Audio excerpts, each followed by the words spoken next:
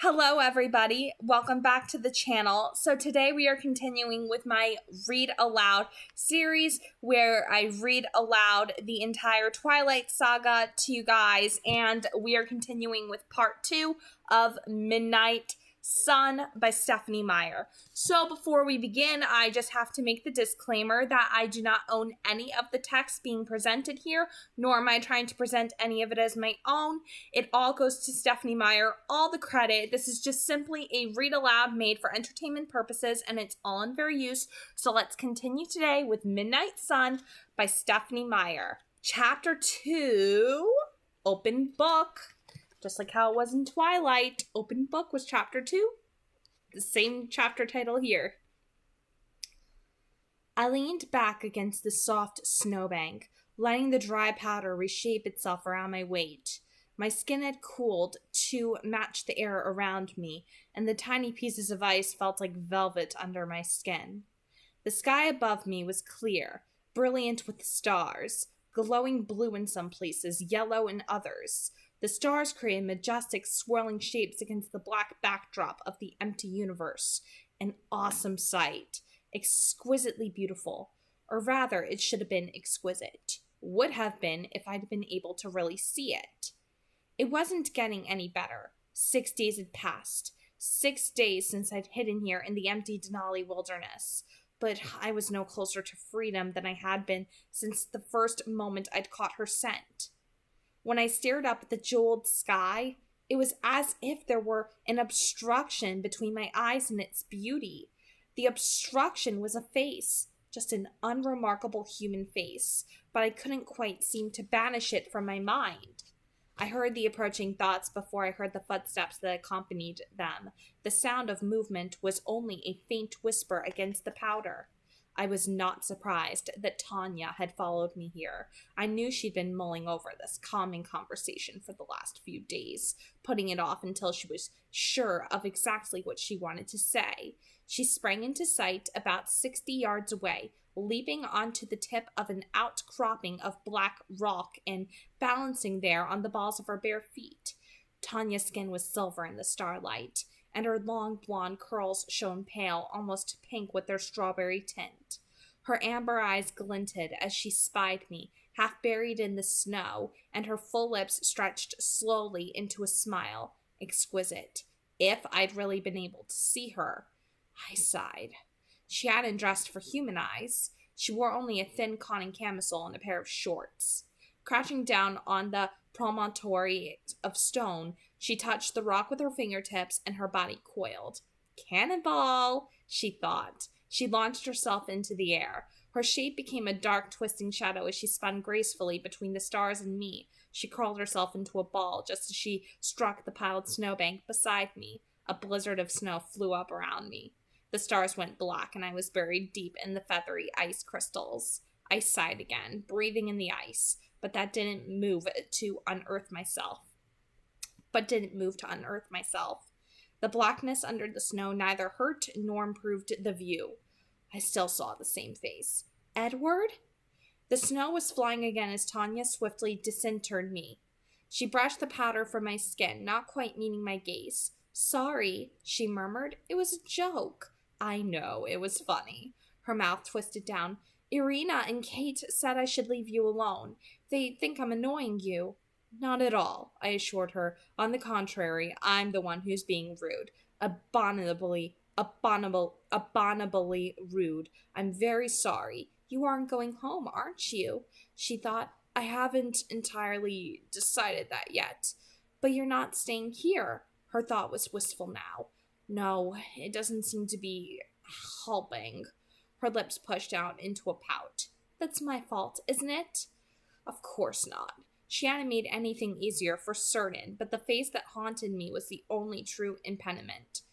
Don't be a gentleman, I smiled. I make you uncomfortable, she accused. No. She raised one eyebrow, her expression so disbelieving that I had to laugh. One short laugh, followed by another sigh. All right, I admitted. A little bit. She sighed too and put her chin in her hands. You're 1,000 times lovelier than the stars, Tanya. Of course you're already well aware of that. Don't let my stubbornness undermine your confidence. I chuckled at the unlikeliness of that. I'm not used to rejection, she grumbled, her lower lip pushing out into an attractive pout. Certainly not, I agreed, trying with little success to block out her thoughts as she fleetingly sifted through memories of her thousands of successful conquests. Mostly Tanya preferred human men. They were much more populous, for one thing, with the added advantage of being soft and warm, and always eager. Definitely. Succubus, I teased, hoping to interrupt the images flickering in her head. She grinned, flashing her teeth. The original. Unlike Carlisle, Tanya and her sisters had discovered their consciousness slowly. In the end, it was their fondness for human men that turned them against the slaughter. Now the men they lived. When you showed up here, Tanya said slowly, I thought that I'd known what she'd thought, and I should have guessed that she would feel that way. But I'd not been at my best for analytical thinking in the moment. You thought I'd changed my mind. Yes, she scowled. I feel horrible for toying with your expectations, Tanya. I didn't mean to. I wasn't thinking. It's just that I left in quite a hurry. I don't suppose you'd tell me why? I sat up and folded my arms across my chest, my shoulders rigid.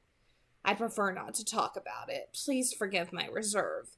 She was quiet again, still speculating. I ignored her, trying in vain to appreciate the stars. She gave up after a silent moment, and her thoughts pursued a new direction. Where will you go, Edward, if you leave? Back to Carlisle?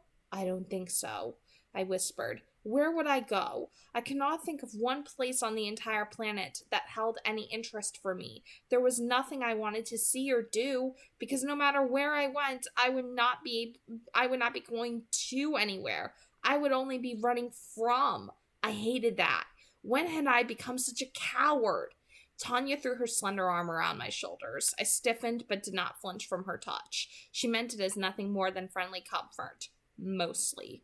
I think that you will go back, she said, her voice taking on just a hint of her long-lost Russian accent.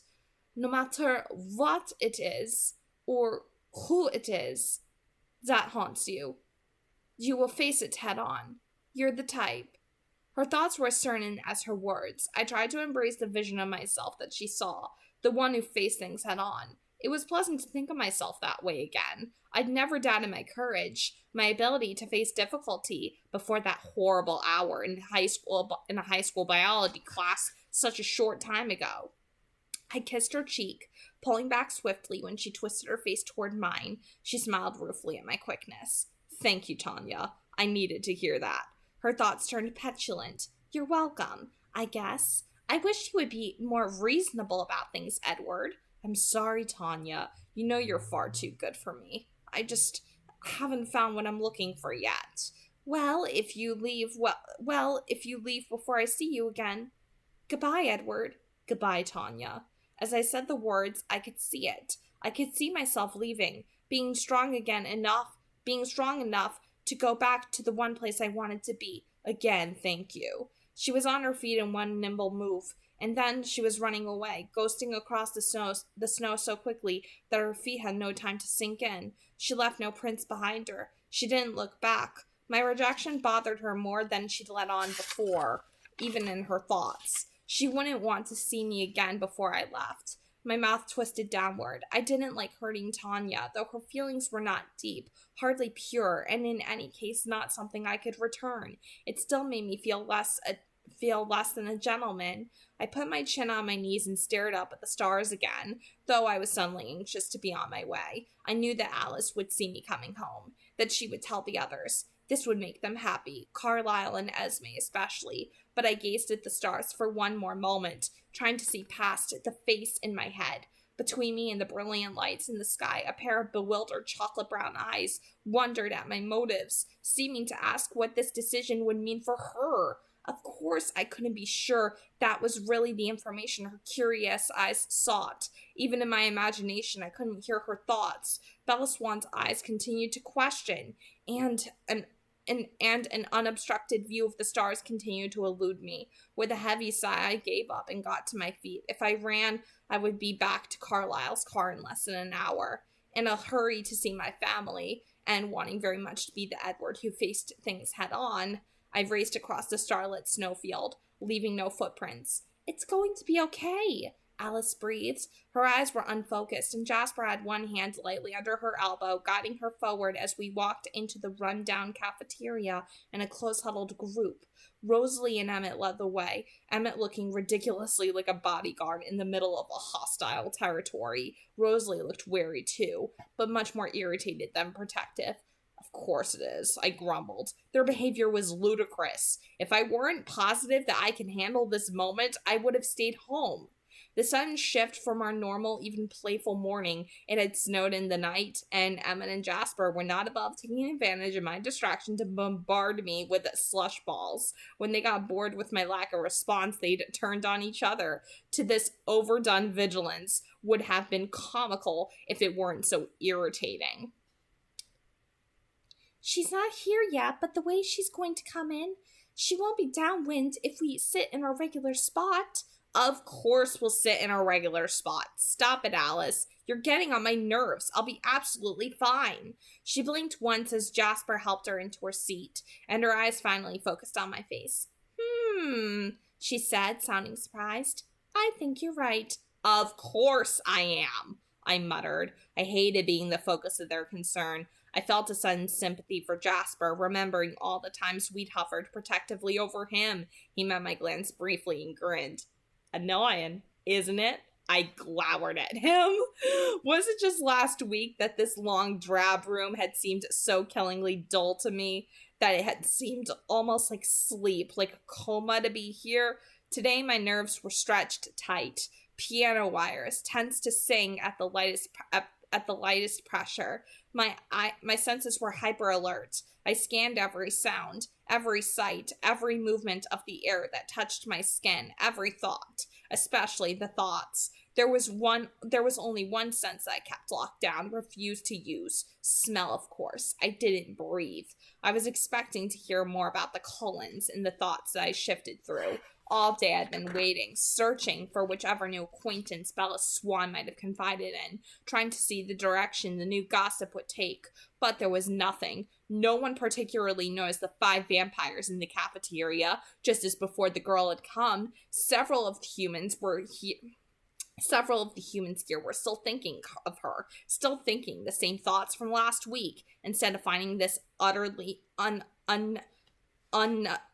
unutterably boring. I was now fascinated. Had she said nothing to anyone about me? There was no way that she had not noticed my black murderous glare. I had seen her react to it. Surely I'd traumatized her. I was convinced that she would have mentioned it to someone, maybe even have exaggerated the story a bit to make it better, given me a few menacing lines. And then she'd also heard me trying to get out of our shared biology class. She must have wondered, after seeing my expression, whether she was the cause. A normal girl would have asked around, compared her experience to others, looked for common ground that would explain my behavior so she didn't feel singled out. Humans were constantly desperate to feel normal, to fit in, to blend in with everyone else around them, like a featureless flock of sheep. The need was particularly strong during the insecure adolescent years. This girl would be no exception to that rule. But no one at all took notice of us sitting here, at our usual table.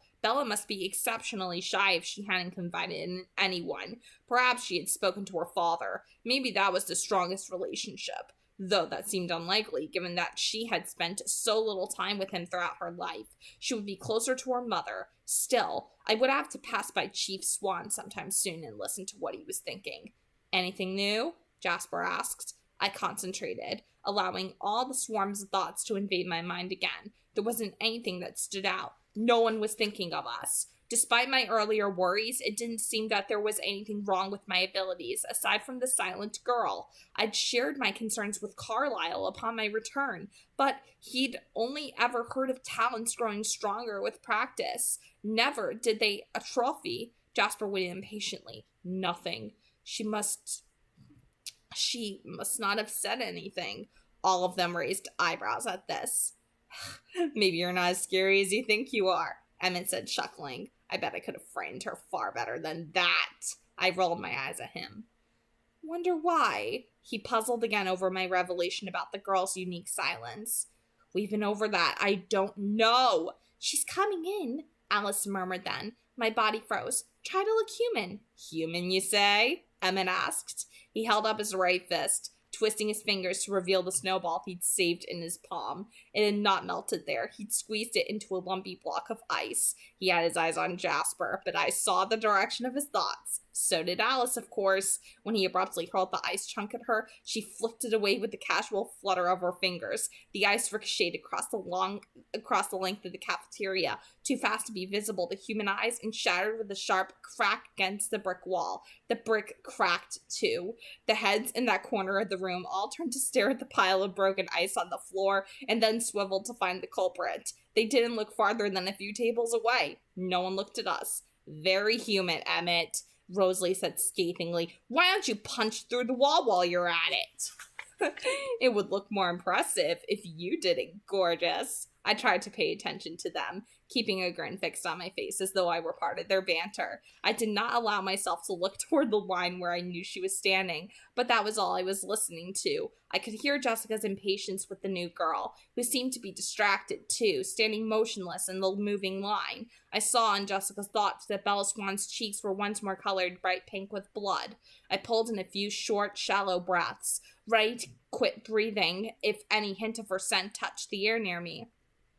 Mike Noonan was with the two girls. I heard both his voices, mental and verbal, when he asked Jessica what was wrong with the Swan girl. It was distasteful the way his thoughts wrapped around her, the flicker of already established fantasies that clouded his mind while he watched her start and look up from her reverie as though she'd forgotten he was there. Nothing, I heard Bella say in that quiet, clear voice. It seemed to ring like a struck bell over the babble in the cafeteria, but I knew that was just because I was listening for it so intently. I'll just get a soda today, she continued as she moved to catch up with the line. I couldn't help flickering one glance in her direction. She was staring at the floor, the blood slowly fading from her face. I looked away quickly to Emmett, who laughed at the now pained-looking smile on my face. You look sick, brother mine. I rearranged the features so the expression would seem casual and effortless. Jessica was wondering aloud about the girl's lack of appetite. Aren't you hungry? Actually, I feel a little sick. Her voice was lower, but still very clear.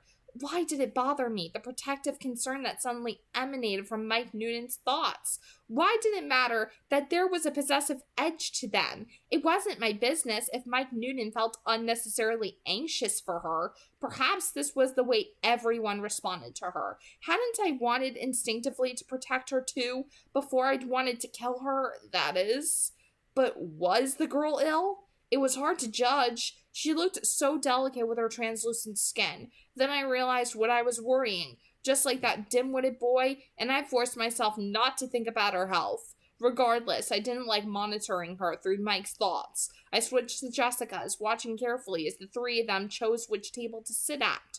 Fortunately, they sat with Jessica's usual companions, at one of the first tables in the room, not downwind, just as Alice had promised. Alice elbowed me. She's going to look soon. Act human. I clenched my teeth behind my grin. Ease up, Edward, Emmett said. Honestly, so you kill one human. That's hardly the end of the world. You would know, I murmured. Emmett laughed. You've got to learn to get over things, like I do. Eternity is a long time to wallow in guilt. Just then, Alice tossed a smaller handful of ice that she'd been hiding into Emmett's unsuspecting face. He blinked, surprised, then grinned in anticipation.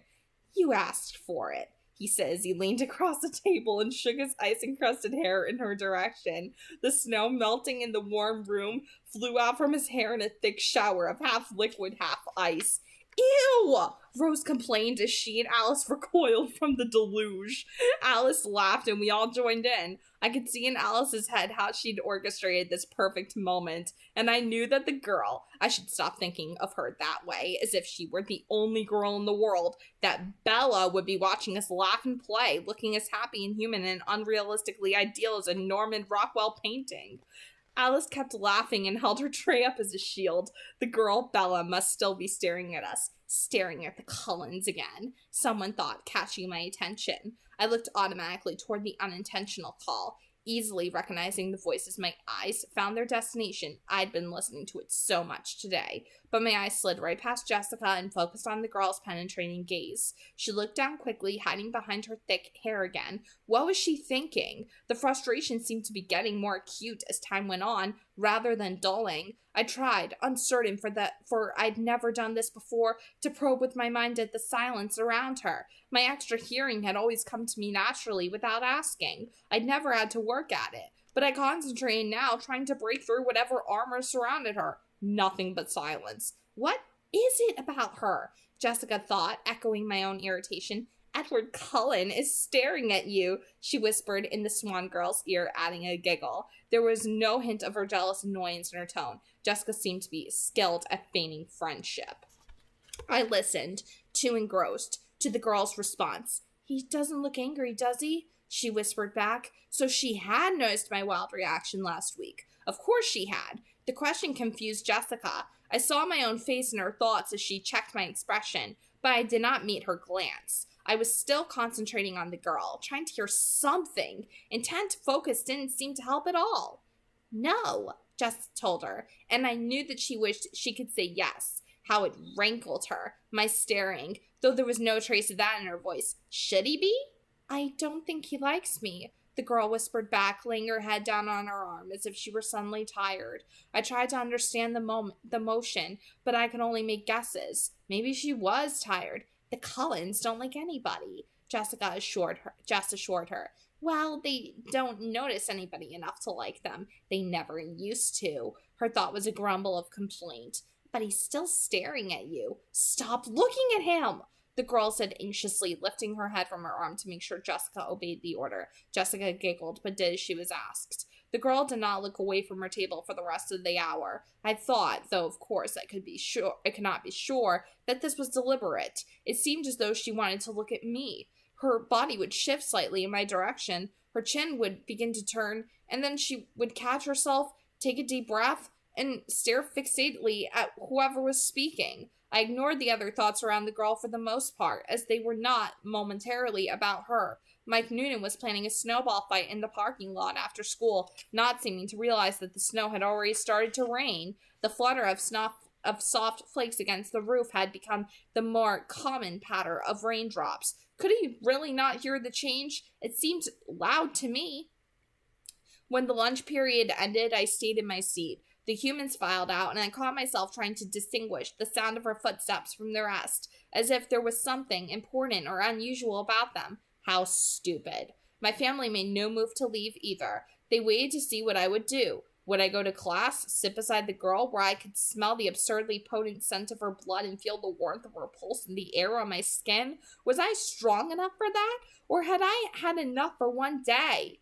As a family, we'd already discussed this moment from every possible angle. Carlisle disapproved of the risk, but he wouldn't impose his will on mine. Jasper disapproved nearly as much, but from fear of exposure rather than any concern for humankind. Rosalie only worried about how it would affect her life. Alice saw so many obscure, conflicting futures that her visions were atypically unhelpful. Esme thought I could do no wrong, and Emmett just wanted to compare stories about his own experiences with particularly appealing sense. He pulled Jasper into his, reminiscing, though Jasper's history with self-control was so short and so uneven that he was unable to be sure he'd ever had an analogous struggle. Emmett, on the other hand, remembered two such incidents. His memories of them were not encouraging, but he'd been younger then, not as adept at self-control. Surely I was stronger than that. I think it's okay, Alice said, hesitant. Your mind is set. I think you'll make it through the hour. But Alice knew well how quickly a mind could change. Why push it, Edward? Jasper asked. Though he didn't want to feel smug that I was the weak one now, I could hear that he did, just a little. Go home. Take it slow.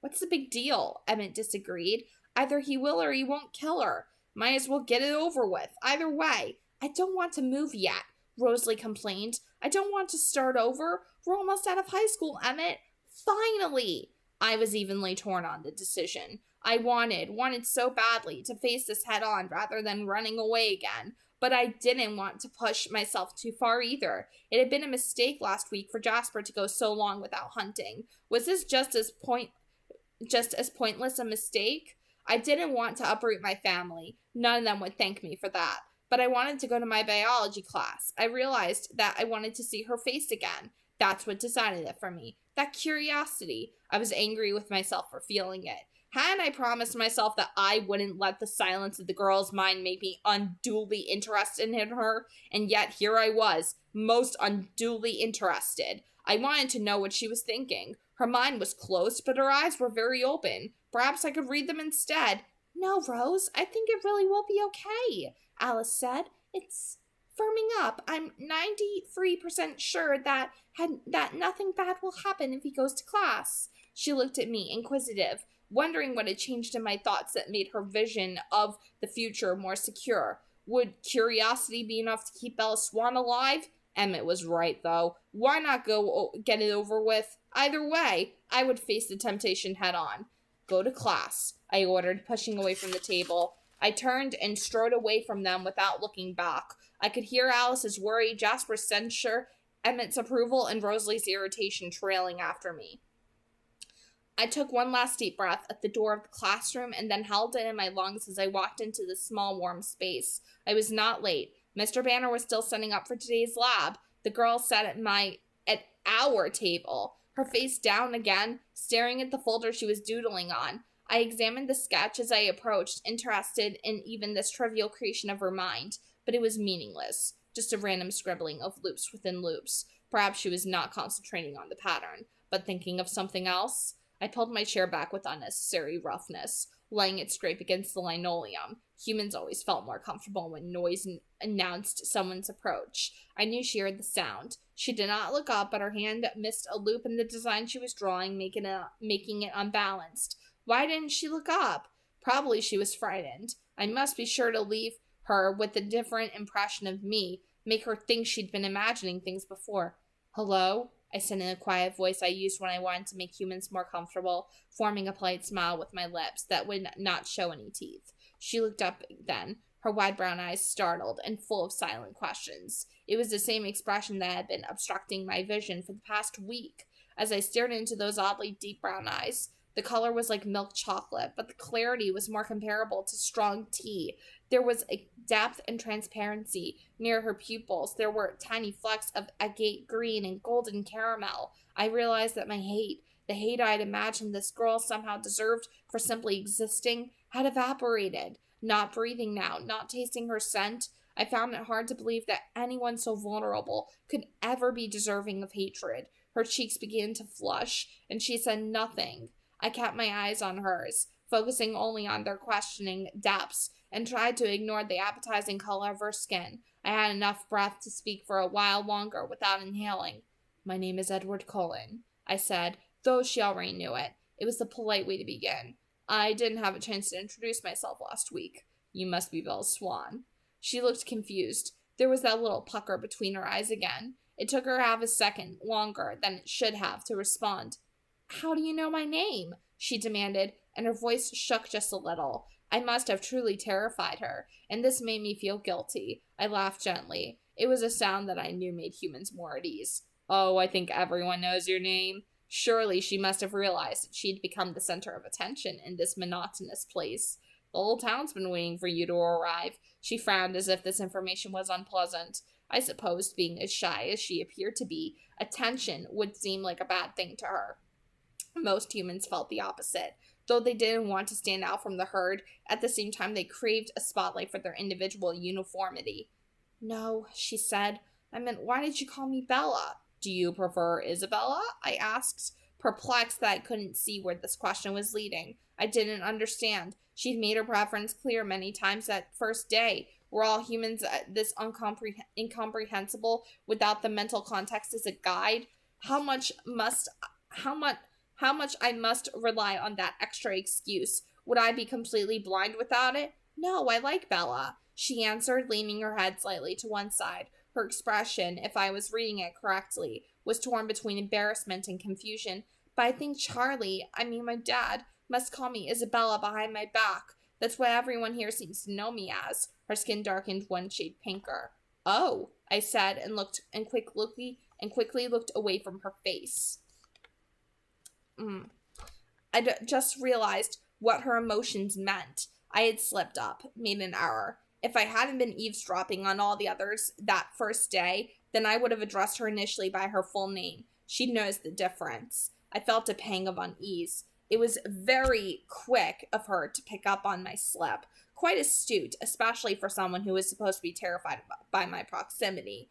But I had bigger problems than whatever suspicions about me she might be keeping locked inside her head. I was out of air. If I was going to speak to her again, I would have to inhale. It would be hard to avoid speaking. Unfortunately for her, sharing this table made her my lab partner, and we would have to work together today. It would seem odd and incomprehensibly rude for me to ignore her while we did the lab. It would make her more suspicious, more afraid. I leaned as far away from her as I could without moving my seat, twisting my head out into the aisle. I braced myself, locking my muscles in place, and then sucked in one quick chestful of air, breathing through my mouth alone. Ah! It was intensely painful, like swallowing burning coals. Even without smelling her, I could taste her on my tongue. The craving was every bit as strong as that first moment I'd caught her scent last week. I gritted my teeth and tried to compose myself. "Get started," Mr. Banner commanded. It took every single ounce of self-control I had achieved in 74 years of hard work to turn back to the girl who was staring down at the table and smile. "Ladies first, partner?" I offered. She looked up at my expression and her face went blank. Was there something off? In her eyes, I saw the reflection of my usual human-friendly composition of features. The facade looked perfect. Was she frightened again? She didn't speak. "Or I could start if you wish," I said quietly. "No," she said, and her face went from white to red again. "I'll go ahead." I stared at the equipment on the table. The battered microscope, the box of slides. Rather than watch the blood wax and wane under her clear skin, I took another deep breath through my teeth and winced as the taste scorched the inside of my throat. "Prophase," she said after a quick examination. She started to remove the slide, though she'd barely examined it. "Do you mind if I look?" Instinctively, stupidly, as if I were one of her kind, I reached out to stop her hand from removing the slide. For 1 second, the heat of her skin burned into mine. It was like an electric pulse. The heat shot through my fingers and up my arm. She yanked her hand out from under mine. "I'm sorry," I muttered. Needing somewhere to look, I grasped the microscope and stared briefly into the eyepiece. She was right. "Prophase," I agreed. I was still too unsettled to look at her, breathing as quietly as I could through my gritted teeth and trying to ignore the fiery thirst. I concentrated on the simple assignment, writing the word on the appropriate line on the lab sheet, and then switching out the first slide for the next. What was she thinking now? What had it felt like to her when I had touched her hand? My skin must have been ice cold. Repulsive. No wonder she was so quiet. I glanced at the slide. "Anaphase," I said to myself as I wrote it on the second line. "May I?" she asked. I looked up, surprised to see that she was waiting expectantly, one hand half stretched toward the microscope. She didn't look afraid. Did she really think I'd gotten the wrong answer? I couldn't help but smile at the hopeful expression on her face as I slid the microscope toward her. She stared into the eyepiece with an eagerness that quickly faded. The corners of her mouth turned down. "Slide 3?" she asked, not looking up from the microscope, but holding out her hand. I dropped the next slide into her palm, keeping my skin far from hers this time. Sitting beside her was like sitting next to a heat lamp. I could feel myself warming slightly to the higher temperature. She did not look at the slide for long. "Interphase," she said nonchalantly, perhaps trying a little too hard to sound that way, and pushed the microscope toward me. She did not touch the paper, but waited for me to write the answer. I checked. She was correct again. We finished this way, speaking one word at a time and never meeting each other's eyes. We were the only ones done. The others in the class were having a harder time with the lab. Mike Noonan seemed to be having trouble concentrating. He was trying to watch Bella and me. Wish he'd stayed wherever he went, Mike thought, eyeing me sulfurously. Interesting. I hadn't realized the boy harbored any specific ill will toward me. This was a new development. About as recent as the girl's arrival, it seemed. Even more interestingly, I found, to my surprise, that the feeling was mutual. I looked down at the girl again, bemused by the vast range of havoc and upheaval that, despite her ordinary, unthreatening appearance, she was wreaking on my life. It wasn't that I couldn't see what Mike was going on about. She was actually sort of pretty for a human, in an unusual way. Better than being beautiful, her face was unexpected, not quite symmetrical. Her narrow chin out of balance with her wide cheekbones, extreme in the coloring, the contrast of her light skin and dark hair. And then there were the eyes, too big for her face, brimming over with silent secrets. Eyes that were suddenly boring into mine. I stared back at her, trying to guess even one of those secrets. "Did you get contacts?" she asked abruptly. What a strange question. No. I almost smiled at the idea of improving my eyesight. "Oh," she mumbled. "I thought there was something different about your eyes." I felt suddenly colder again as I realized that I was not the only one attempting to ferret out secrets today. I shrugged, my shoulders stiff, and glared straight ahead to where the teacher was making his rounds. Of course there was something different about my eyes since the last time she'd stared into them. To prepare myself for today's ordeal, today's temptation, I spent the entire weekend hunting, satiating my thirst as much as possible, overdoing it really. I'd glutted myself on the blood of animals. Not that it made much difference in the face of the outrageous flavor floating on the air around her. When I'd glared at her last, my eyes had been black with thirst. Now, my body swimming with blood, my eyes were a warm gold, light amber. Another slip. If I'd seen what she meant with her question, I could have just told her yes. I'd sat beside humans for 2 years now at this school, and she was the first to examine me closely enough to note the change in my eye color. The others, while admiring the beauty of my family, tended to look down quickly when we returned their stares. They shied away, blocking the details of our appearances in an instinctive endeavor to keep themselves from understanding. Ignorance was bliss to the human mind. Why did it have to be this girl who would see too much? Mr. Banner approached our table. I gratefully inhaled the gush of clean air he brought with him before it could mix with her scent. "So, Edward," he said, looking over our answers, "didn't you think Isabella should get a chance with the microscope?" "Bella," I corrected him reflexively. "Actually, she identified 3 of the 5.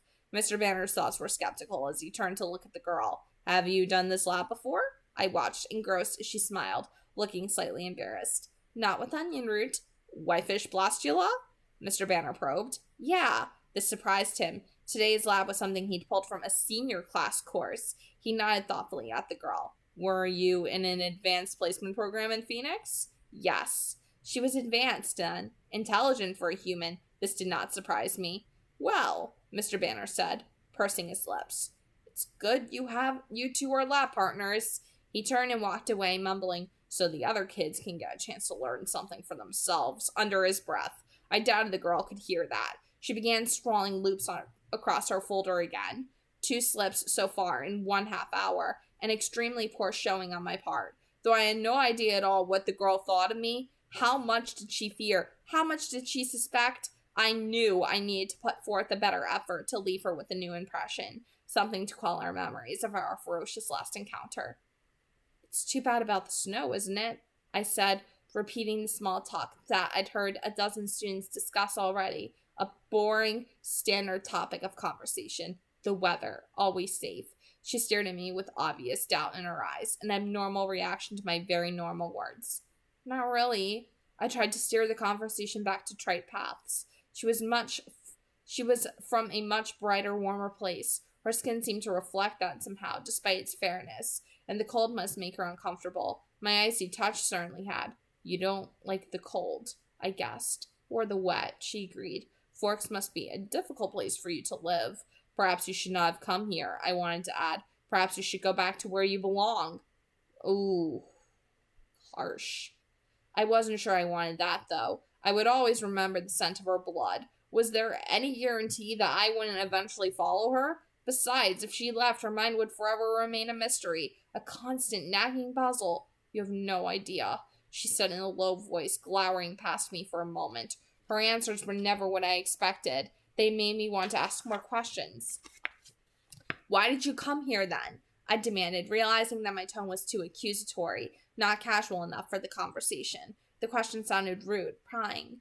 "It's complicated." She blinked, leaving it at that, and I nearly imploded out of curiosity. In that second, it burned almost as hot as the thirst in my throat. Actually, I found that it was getting slightly easier to breathe. The agony was becoming a tiny bit more bearable through familiarity. I think I can keep up, I insisted.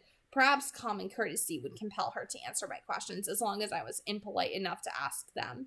She stared down silently at her hands. This made me impatient. I wanted to put my hand under her chin and tilt her head up so that I could read her eyes. But of course, I could never touch her skin again. She looked up suddenly. It was a relief to be able to see the emotions in her eyes. She spoke in a rush, hurrying through the words. My mother got remarried. This was human enough, easy to understand. Sorrow flitted across her face, bringing the small pucker back between her brows. That doesn't sound so complex, I said, my gentle voice without my working to make it that way. My voice gentle without my working to make it that way.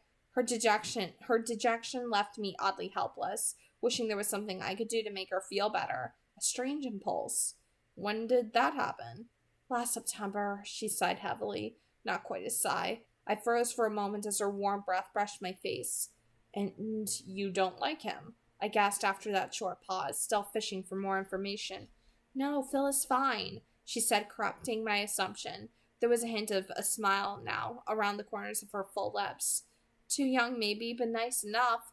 This didn't fit with the scenario I'd been constructing in my head. Why didn't you stay with them? My voice was too eager. It sounded like I was being nosy, which I was, admittedly. Phil travels a lot. He plays ball for a living. The little smile grew more pronounced. This career choice amused her. I smiled too, without choosing the expression. I wasn't trying to make her feel at ease. Her smile just made me want to smile in response. To be in on the secret. Have I heard of him? I ran through the rosters of professional ball players in my head, wondering which Phil was hers. Probably not. He doesn't play well. Another smile. Strictly minor league. He moves around a lot. The rosters in my head shifted instantly, and I tabulated a list of possibilities in less than a second. At the same time, I was imagining the new scenario.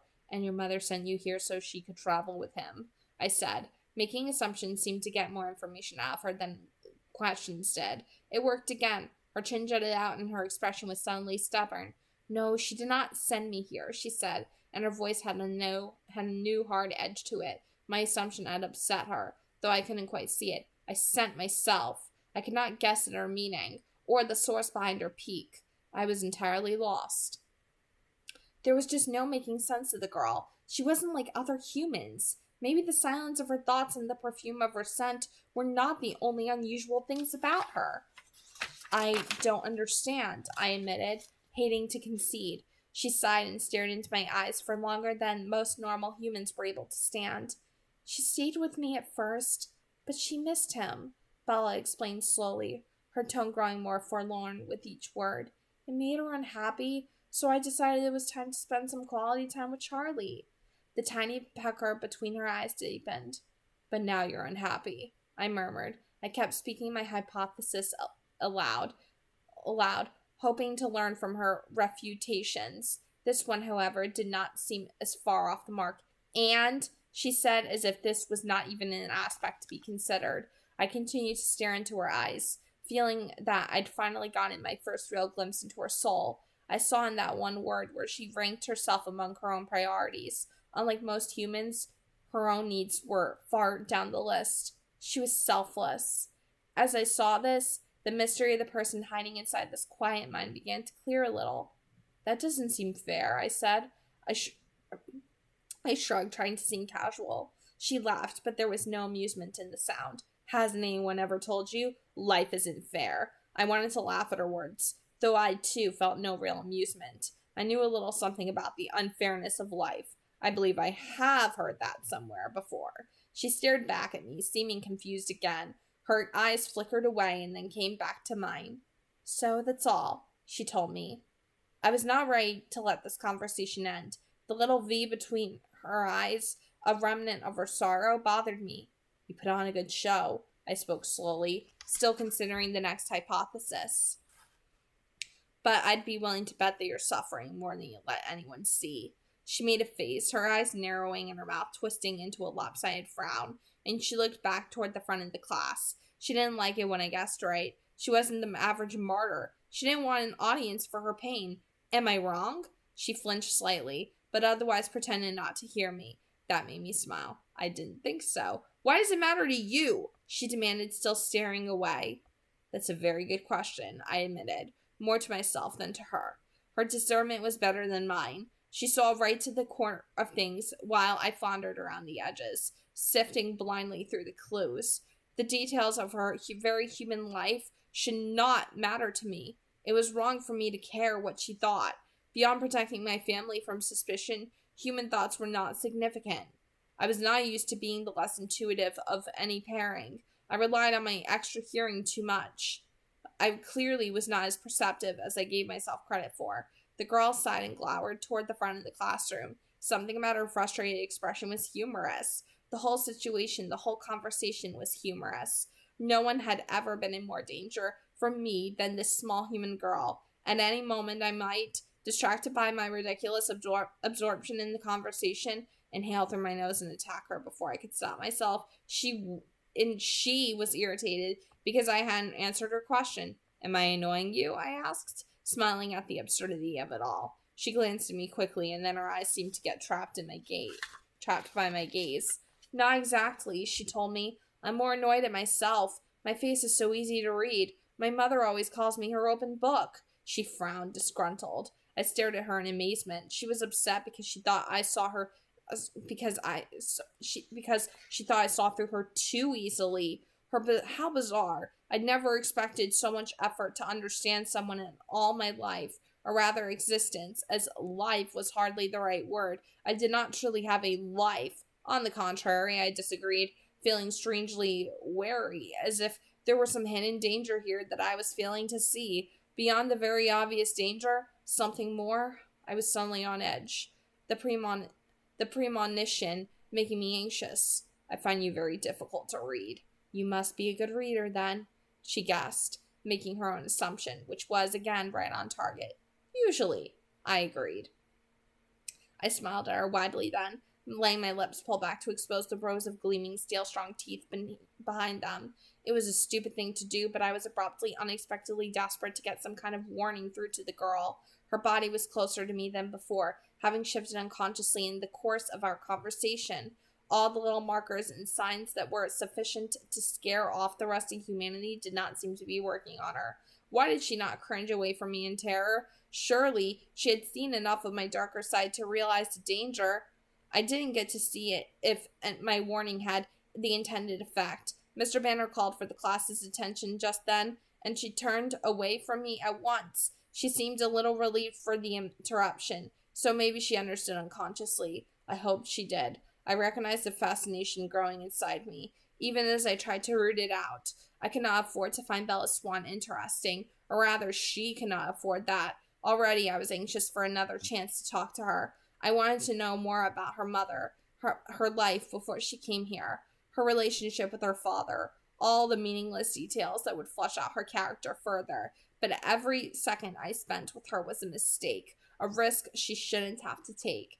Absentmindedly, she tossed her thick hair just at the moment that I allowed myself another breath. A particularly concentrated wave of her scent hit the back of my throat. It was like the first day, like the grenade. The pain of the burning dryness made me dizzy. I had to grasp the table again to keep myself in my seat. This time I had slightly more control. I didn't break anything, at least. The monster growled inside me, but took no pleasure in my pain. He was too tightly bound. For the moment, I stopped breathing altogether and leaned as far from the girl as I could. No, I could not afford to find her fascinating. The more interesting I found her, the more likely it was that I would kill her. I'd already made 2 minor slips today. Would I make a third? One that was not minor? As soon as the bell sounded, I fled from the classroom, probably destroying whatever impression of politeness I'd left halfway constructed in the course of the hour. Again, I gasped at the clean, wet air outside, as though it was a healing attar. I hurried to put as much distance as possible between myself and the girl. Emmett waved for me outside the door of our Spanish class. He read my wild expression for a moment. How did it go? He wondered wearily. Nobody died, I mumbled. I guess that's something. When I saw Alice ditching there at the end, I thought. As we walked into the classroom, I saw his memory from just a few moments earlier, seen through the open door of his last class. Alice walking briskly and blank-faced across the grounds toward the science building. I felt his remembered urge to get up and join her, and then his decision to stay. If Alice needed his help, she would ask. I closed my eyes in horror and disgust as I slumped into my seat. I hadn't realized it was that close. I didn't think I was going to. I didn't see that it was that bad, I whispered. It wasn't, he reassured me. Nobody died, right? Right, I said through my teeth. Not this time. Maybe it will get easier. Sure. Or maybe you kill her. He shrugged. You wouldn't be the first one to mess up. No one would judge you too harshly. Sometimes a person just smells too good. I'm impressed you've lasted this long. Not helping, Emmett. I was revolted by his acceptance of the idea that I would kill the girl, that this was somehow inevitable. Was it her fault that she smelled so good?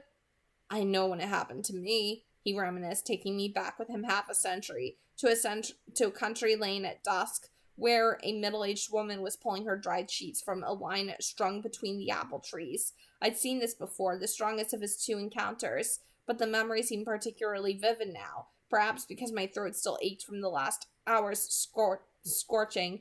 Emmett remembered the smell of apples hanging heavy in the air. The harvest was over and the rejected fruits were scattered on the ground, the bruises in their skin leaking their fragrance out in thick clouds. A freshly mowed field of hay was a background to that scent, a harmony. He walked up to the lane, all but oblivious to the woman, on an errand for Rosalie. The sky was purple overhead, orange over the mountains to the west. He would have continued up the meandering cart path, and there would have been no reason to remember the evening, except that a sudden night breeze blew the white sheets out like sails and fanned the woman's scent across Emmett's face.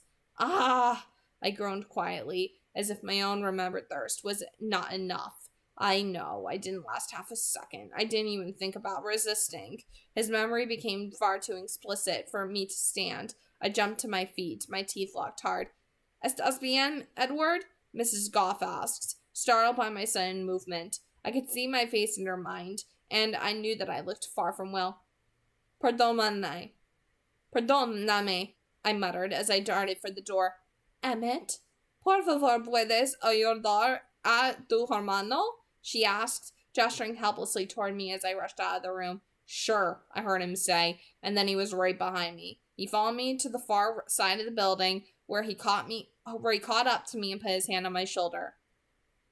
I shoved his hand away with unnecessary force. It would have shattered the bones in a human hand, and the bones in the arm attached to it. Sorry, Edward. I know. I drew in deep gasps of air, trying to clear my head and lungs. Is it as bad as that? He asked, trying not to think of the scent and the flavor of his memory as he asked, and not quite succeeding. Worse, Emmett, worse. He was quiet for a moment. Maybe? No, it would not be better if I got it over with. Go back to class, Emmett. I want to be alone.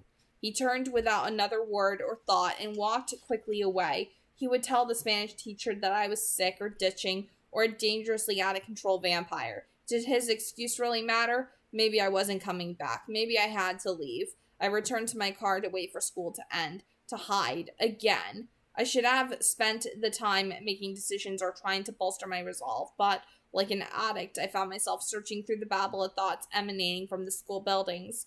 The familiar voices stood out, but I wasn't interested in listening to Alice's visions or Rosalie's complaints right now. I found Jessica easily, but the girl was not with her, so I continued searching.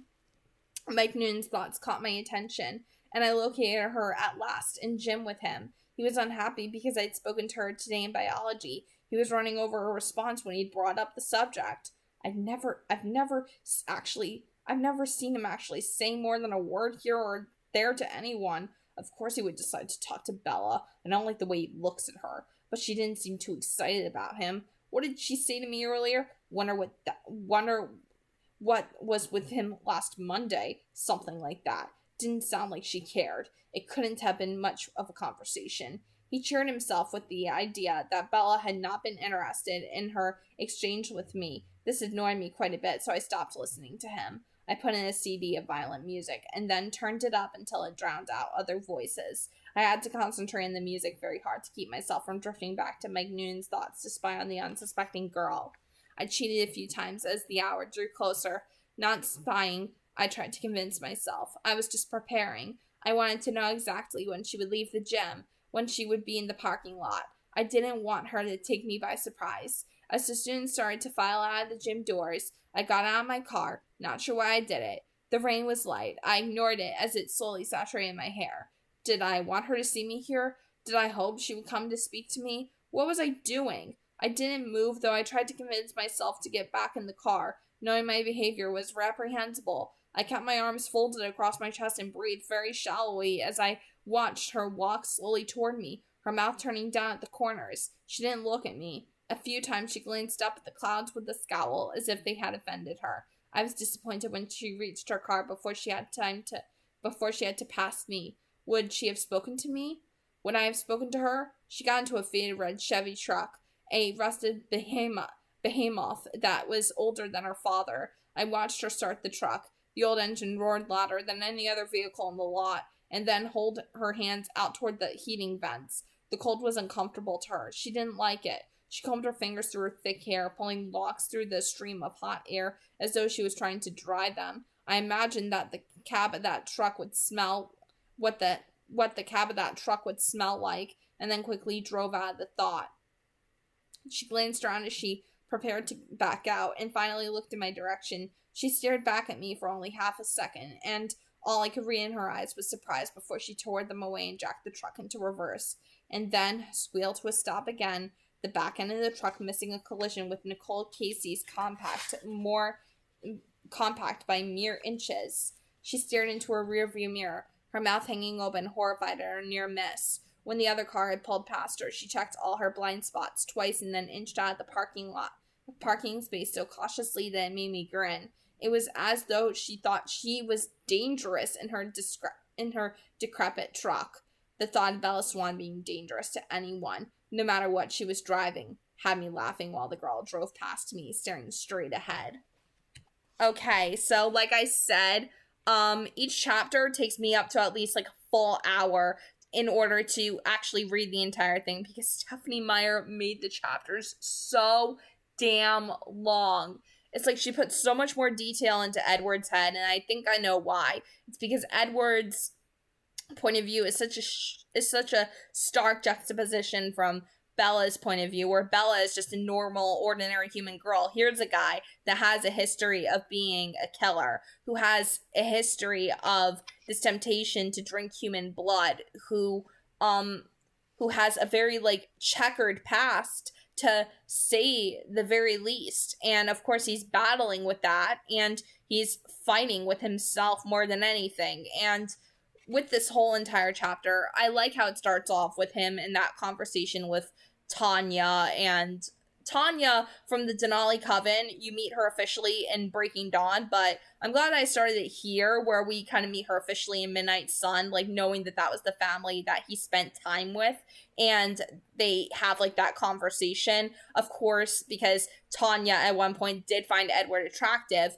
but he doesn't hold any interest for women that are succubus, which is what Tanya is, a woman who seduces men just to drink their blood and everything. And of course Tanya, she may at her core be a compassionate person with a compassion for human life, but her thoughts are so impure and like sensual, and she's constantly thinking about like the next guy that she's gonna get to sleep with. And of course Edward, he doesn't like the idea of her having interest in him just specifically for good sex. You know what I mean? Like, Edward is way too old-fashioned for that kind of behavior. He's too much of a gentleman, and of course he's not going to take any interest in women that act in impure ways. And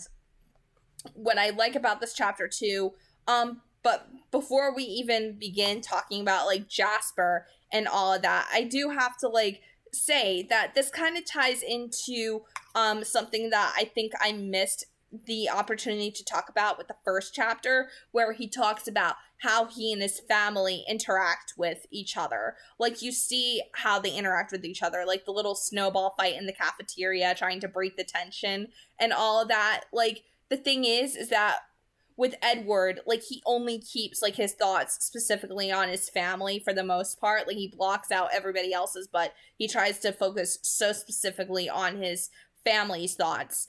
And he even says, you know, Alice and I, we protect each other's secrets because we're freaks among freaks. And that whole idea is sort of emphasized here as well, because he points out that most humans, they kind of look for attention, but Bella, she doesn't seem to want to be in the spotlight at all, even much less so than he and his family wants to be in the spotlight. Like, she hates the idea of having any kind of attention drawn to her, and quite frankly, the Cullens, they get quite a bit of attention drawn to them, but it's like they literally invite people to stay away from them. They literally choose to push people away from them and make it very clear humans are supposed to stay away because they are dangerous. They're predators. And Bella, you know, on the other hand, she pushes humans away for a completely different reason. She just doesn't think that she's deserving of any attention. Like, I said it in my conversation in the first Twilight book in particular, about how she feels so undeserving of attention, of love, of, like, anything, basically. She doesn't see her own self-worth at all whatsoever. And that is something that I am quite a bit critical of with Stephenie Meyer, is that Bella Swan's, like, self-worth is kind of centered around a man, but at the same time, it's like, if I were to ever meet one of the Cullens, like, would I have, like, the same kind of reaction the way that she does? Probably, because all you see in them is supernatural beauty, them being just so perfect in every single way, except the only imperfection that they have is that they're blood drinkers. So overall, it's like, can I necessarily blame Bella? No, absolutely not. And we're gonna kind of get into that eventually when we get to New Moon, but New Moon definitely does put an emphasis on Bella and her issues with her self-esteem, her self-worth, because, like, it's not that she necessarily has daddy issues, she more so has mommy issues, I would say, because her mother, Renee, was never a fit mother. Like, I think I can, like, say this so many times over, that Renee was never a fit mother for Bella to have. Renee was more so of, like, a good best friend or a loving aunt, but never a mother to Bella. And Bella constantly needing to take care of her emotionally. Like, she only cares about taking care of everybody around her, but never herself. She puts herself last. And Edward, he can see that so clearly here as he picks apart her mind and tries to, like, have that conversation with her, because he can't read her mind at all whatsoever. But circling back to Edward and his family, I do have to say that the little, like, snowball fight that they have in the cafeteria, like, Emmett starting it, and then, like, Alice, like, flicking the snow back at him, and, like, Emmett shaking his hair out, and, like, Rosalie recoiling away. Like, it's cute, because you see them acting like a real family. You see them acting like siblings, and they're every bit as a real family as any other human family out there. And that's what's kind of sweet about it, is that you see how much they care about each other. And that's what I personally love about this chapter. And of course, Jasper's, like, teasing Edward and giving him crap about, like, his lack of self-control and everything, because as we saw in the first chapter of this book, that Jasper was having a very, very hard time, and he was suffering inside because it had been 2 weeks since their last hunting trip. And Edward was like, you know, I don't take any pleasure in, like, examining his thoughts and listening for when he's gonna snap next, and, like, hovering over him constantly. Like, what do you want me to say to that? My pleasure? Like, he takes no pleasure in it at all. Absolutely not. So now Jasper, he's, like, rubbing it in his face and getting all smug, being like, I'm happy you're having such a hard time. That's actually pretty funny if you really think about it. It's kind of funny actually. The way how Jasper is with him, and of course Rosalie, she's like, oh man, if Edward slips up, I don't want to have to move again. I don't want to start high school again. And of course she doesn't want to start high school again because she wants to start a new marriage with Emmett and a new honeymoon and getting to, live with him as husband and wife the way how she's so accustomed to. But overall, it's this whole entire chapter, their open book, it really, really does sort of, act as sort of a companion to open book in the first Twilight book. Like, they really sort of complement each other in a lot of ways. And I see a lot of, like, the mirroring here and a lot of the reflection between, like, Edward and Bella there, like, how they seem to, like, form that connection in that sense. And it's really cool how their chapters sort of mirror each other in a lot of ways. And I love that about this. I love that this is basically giving us what Edward is thinking exactly. And it's so cool. It's so cool. So that is it for today. Tomorrow, we are going to continue with Chapter 3, which is titled Risk. And, of course, this is the one with the car accident from Tyler Crowley's van. Of course, we know that. So, before anything else, before we close this video off, if you happen to be brand new, be sure to subscribe to the channel. And if you like the video, be sure to leave a thumbs up on it. And also comment down below as well and let me know what your thoughts are on this reading overall. And if you're enjoying the series so far for the read aloud of Midnight Sun. God bless, happy viewing, and have a nice day, everyone. See ya!